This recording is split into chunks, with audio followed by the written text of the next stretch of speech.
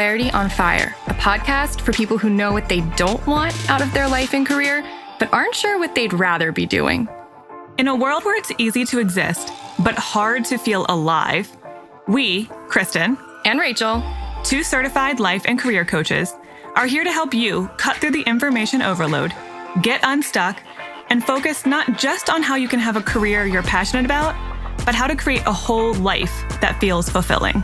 So join us here, where we serve up inspiration and down-to-earth wisdom in a way that only 2 best friends can.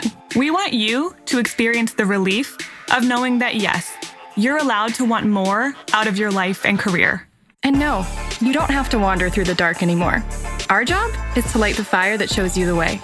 Let's go.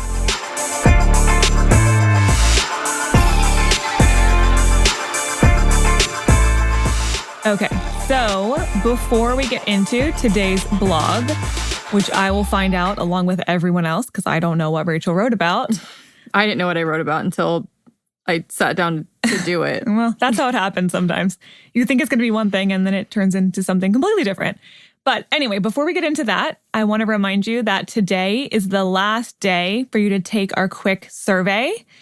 It'll only take you a couple of minutes, and we are giving randomly 5 people who take that survey a free coaching call with one of us. Yes. So today's the last day. Yeah, fill it out by today. We will take this survey down after today, so you will not have a chance anymore. And if you win one of these free calls, we'll email you by Friday the 15th to let you know if you were one of our winners. And it just helps us a lot. We would really appreciate it. So thank you in advance for that. We'll remind you again at the end. Link is in the episode description. Yes. Thank you for the hundreds of people who've done this. Yes. Thank you. We've been getting some really great feedback already. So very helpful. Very, very grateful.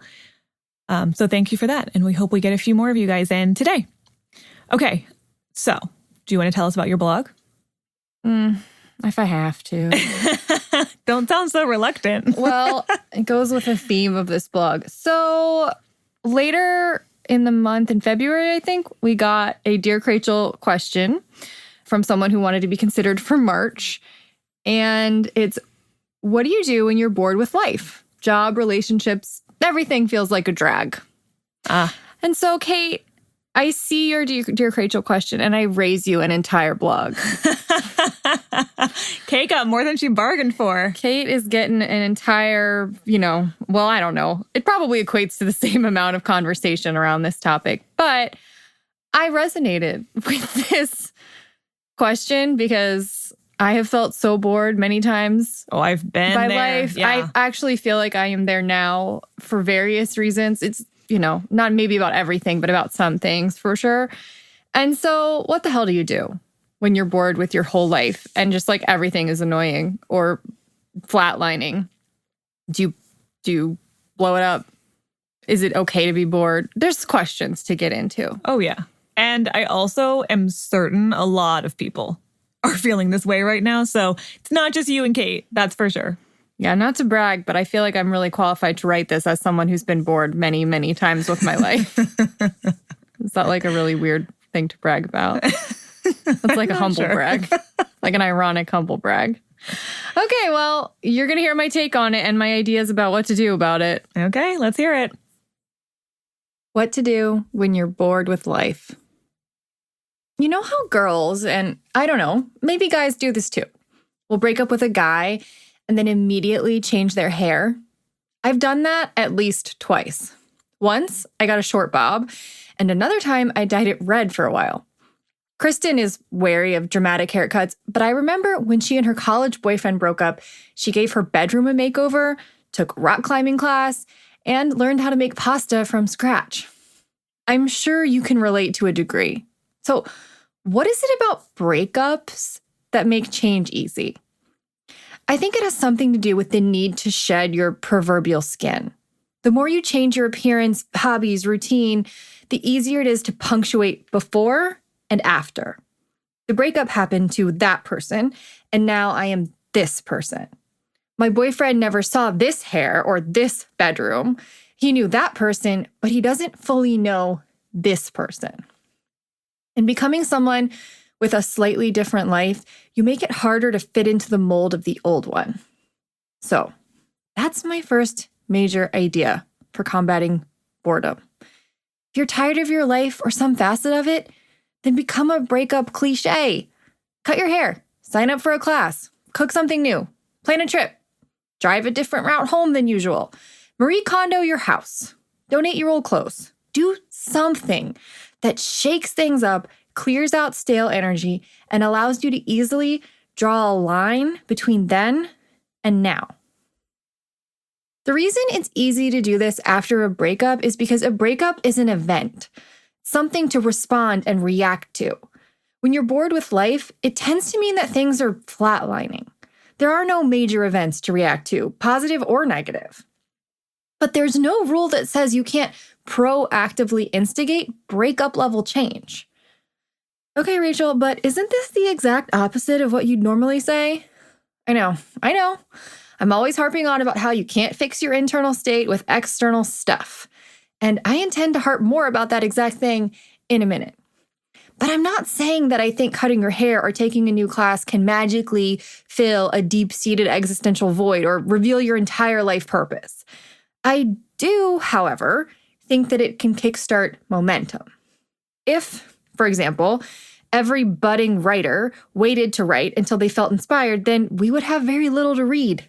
In Big Magic, which we have referenced about 1 million times by now, Liz Gilbert says that doing the work is the way you invite inspiration into your life. You sit down and you start writing, even if you aren't feeling it. And maybe, if the muse so chooses, you'll get into the flow of inspiration. Maybe not. It doesn't happen every single time.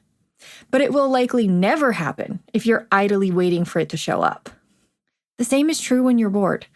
If you want to be inspired, literally to breathe in and be filled with life, then you need to do the resuscitating.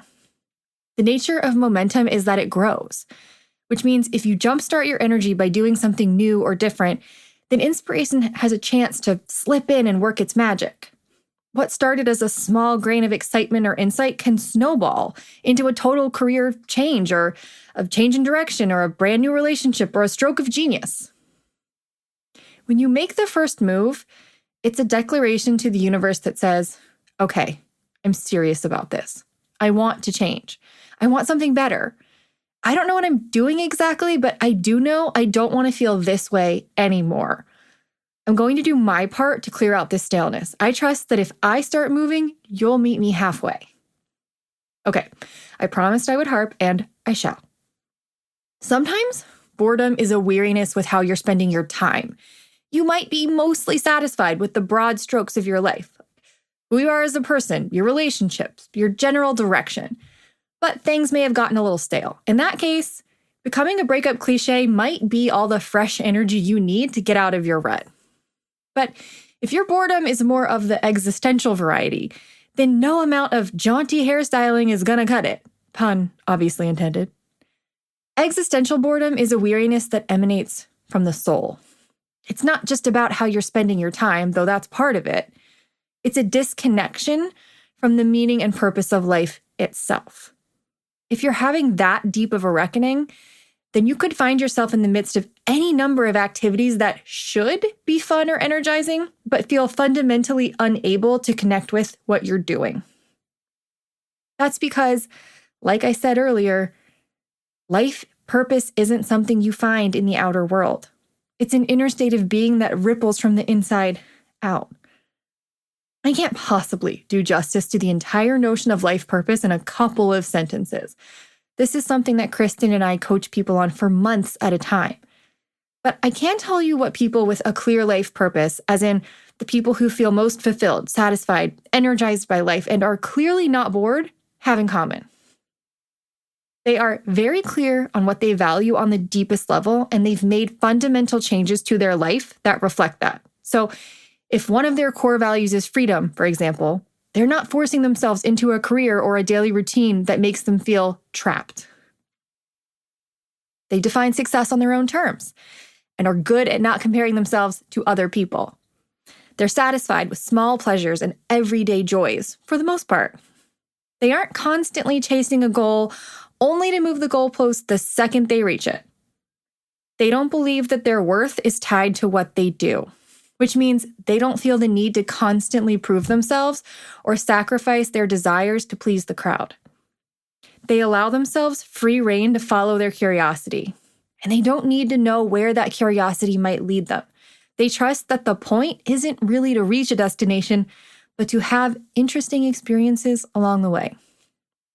Boredom and stagnation are one and the same. And the reverse of stagnation is growth and movement. But to grow and move, you've got to have an idea of where you're headed. And to be confident in where you're headed, you've got to understand who you are. When you know unequivocally who you are, as in your core values, your beliefs, your desires, your preferences, and you remove the fears and obstacles that might be preventing you from being that person, you're free to move in the right direction for you. And when you're moving, it's hard to be bored. Allow me to contradict myself one last time. I trust you guys can handle the degree of flip-flopping I'm doing in this blog. Many things can be true at once. And another truth is that sometimes it's totally fine to be bored. Most of us don't like sitting still. Heck, most of us can't sit still for more than a minute or two without reaching for our phones. We're pretty addicted to filling our time, even if it's with mindless junk. But boredom is actually a natural and important part of life. It generates creativity. I read in Essentialism by Greg McKeown that Steve Jobs used to take vacations where he purposefully brought nothing to do. No books, no magazines, nothing. So that his mind would be free to unfurl itself. So there's a chance that if you're bored, you might need to sit still, do nothing, and breathe through the discomfort. I think you'll know if this is what you need. You're likely the person who's terrified of not being constantly busy or occupied, if so. Giving yourself some space, literally and figuratively, might just be the thing that allows for inspiration to strike. Okay, so which of these approaches do you suspect is the most accurate for you? And what ideas do you have for banishing boredom? I'd love to hear your thoughts in the comments. And if this topic is really speaking to you, I want to take a second to give you some further listening suggestions because Kristen and I have about a year's worth of old content we can send you back to now. That's a gold mine. Okay, so if you go to the episode description, you'll see that I have a section in there called If You Like This, Then You Should Also Listen To. The first two on that list are both blogs about very similar topics. One is called What to Do When You Feel Overwhelmingly Meh About Everything. That's from November 2018. Another is The Danger of Living a Life That's Okay but Not Great. That's all about complacency, and it's from December 2018. Now, if you liked the idea of disconnecting your worth from what you do for a living, and I highly recommend you do, go back and listen to our very first episode with a normal person. That's called You Can't Cure the Human Experience with Kyle Ramsbig from April 2018. And if you like the idea of following your curiosity and not needing to know how everything's going to work out in your life, you absolutely have to go listen to Treating Life Like a Magical Scavenger Hunt with Francisca Hernandez from November 2018. And last but definitely not least, if you're existentially bored and lacking life purpose at all, then our side chat called How to Figure Out What to Do with Your Life from June 2018 is pretty much a must listen. So go check that out in the episode description. You'll see all of the dates so that you can easily find all of them. And happy listening.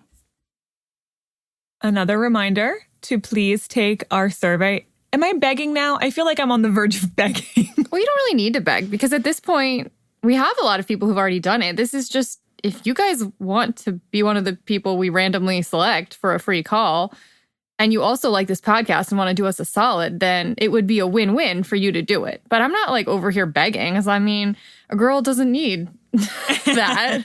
Or if you're listening after Tuesday the 12th, because you might be a little behind on podcasts. I don't always listen to podcasts the day they come out. So if you still want to do us a solid, you can leave us a rating or review instead. That would be helpful. Mm-hmm. Yeah, I mean, you're not going to get a free call, but you might be a good person and you might just do it anyway. You might make our day. Does that count? All right, that's enough. Okay, so that's it. Yeah, we're done? Yeah, we're done. We're going to see you again on Friday. Leave a comment on this episode, though, because I want to know whether or not my suggestions have landed, and if they have, what you're going to do about it. What are some of the crazy or not things that you might do to snap yourself out of your boredom. What's worked in the past? Maybe Kate needs some ideas. So do you need some ideas? I mean, I'm always full of ideas that I'm not acting on is the problem. Yeah. Like a wealth of ideas is not my problem. Yeah, the follow through is harder. Mm-hmm. Okay. So yes, Friday we will be back with a side chat. Fun fact, that is going to be our 100th episode of this podcast. Oh, yeah. Can you believe it? For those of you who actually listen to every single episode, of which I believe there are a few of you. You've already listened to more than me. Oh my God, you guys. Well, I've been on them all, so that counts. But Well, yeah, I'm also part of the 100 Club. There are probably because some I've people listened to who've all of listened them. to 100 episodes of us talking. Wow. Congrats. I don't know how you did it. That is like days of your life. So you've spent with us. Thank you for that. I've also spent days of my life with us.